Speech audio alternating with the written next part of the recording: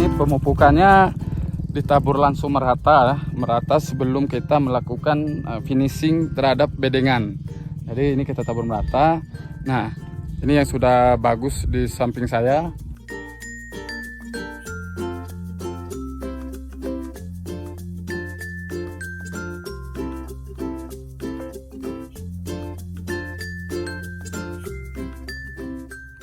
Assalamualaikum warahmatullahi wabarakatuh, kawan-kawan di mana saja berada. Hari ini ketemu lagi dengan saya di cuaca yang cukup panas.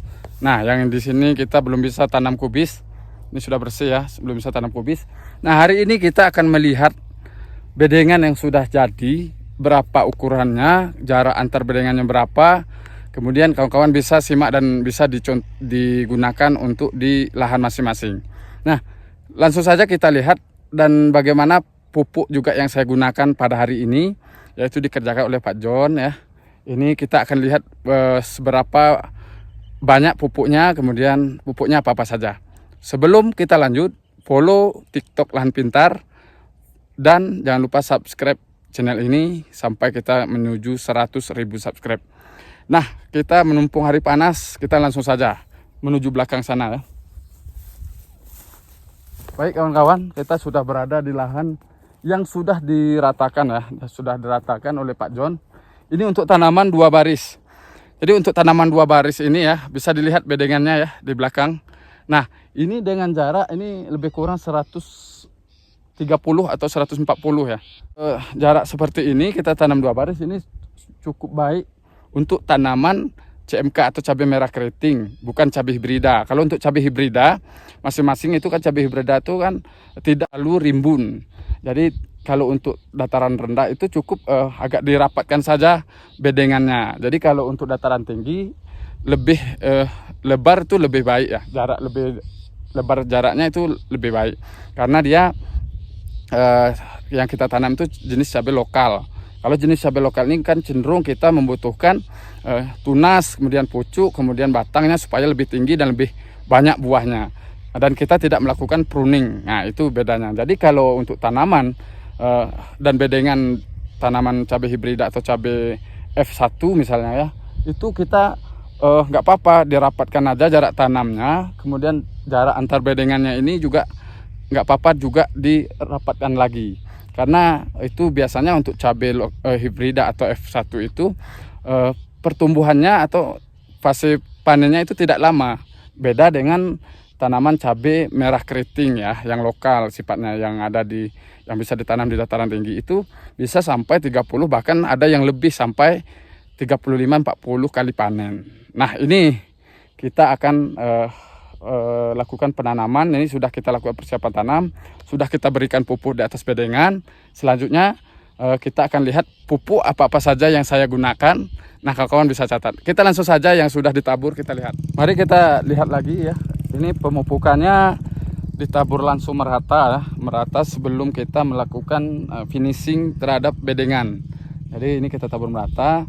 Nah, ini yang sudah bagus di samping saya, yang sudah di finishing. Nanti ini kita ratakan lagi untuk bagaimana mulsa itu lengket dengan permukaan dari bedengan.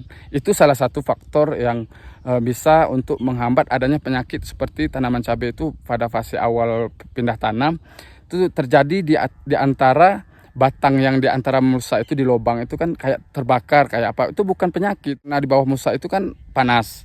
Jadi kalau akibat panas tersebut ya akhirnya batang dari tanaman cabai yang masih muda itu ya hangus kayak terbakar. Itu bukan penyakit ya.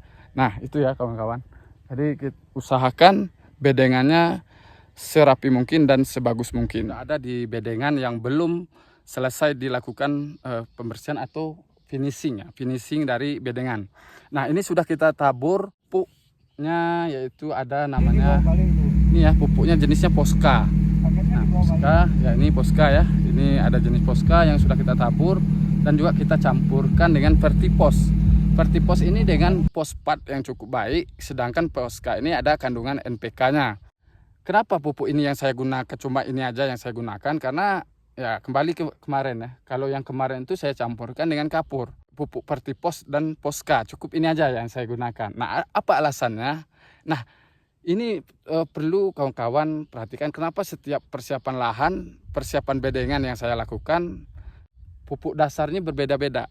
Kemarin saya campurkan dengan kapur ya, atau kaptan atau dolomit. Nah sekarang tidak saya campurkan. Apa yang kita lakukan berikutnya? Ya ini kita memberikan ini itu kemarin saya tambahkan juga ini sejenis kalsium. Nah jadi perbandingannya 2 sak pupuk misalnya Posca dan Vertipos 1 sak itu saya gunakan sejenis kalsium ya, kalsium tepung itu sebanyak 2 kilo. Jadi sejenis balikal, superkal bisa digunakan untuk campuran pupuk. Nah, kali ini kita juga nanti akan menyemprotkan Smart Humus. Smart Humus ini kapan kita masukkan? Sebelum kita menutup mulsa. Jadi Smart Humus itu kita sebelum tutup mulsa kita gunakan. Nah, jadi itu ya pupuk dasar yang saya gunakan pada tahap tanaman cabai kita berikutnya yang ini. Itu yang saya gunakan adalah Posca dan Vertipos. Perbandingannya ini 10.000 tanaman, itu saya gunakan sebanyak 100 kilo Posca dan 100 kilo Vertipos. Jadi seperti itu ya. Dan juga kalau ada ZA boleh, tapi ZA sekarang nggak ada ya, karena subsidinya nggak tahu udah cabut ya. Jadi gimana lagi ya, yang ada lagi Posca dan Vertipos. Itu saja pembahasan kita pada hari ini. Tunggu video-video kita selanjutnya, karena video kita selanjutnya sangat bermanfaat untuk kawan-kawan. Ini kita sudah memasuki fase persiapan lahan, yaitu pembuatan bedengan. Dan pembuatan bedengan ini kita sudah berikan pupuk. Tadi pupuknya ialah Posca, Vertipos ya, cukup perbandingannya 1:1.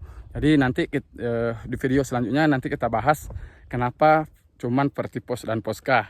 Silahkan komen di bawah di channel Lahan Pintar. Assalamualaikum warahmatullahi wabarakatuh.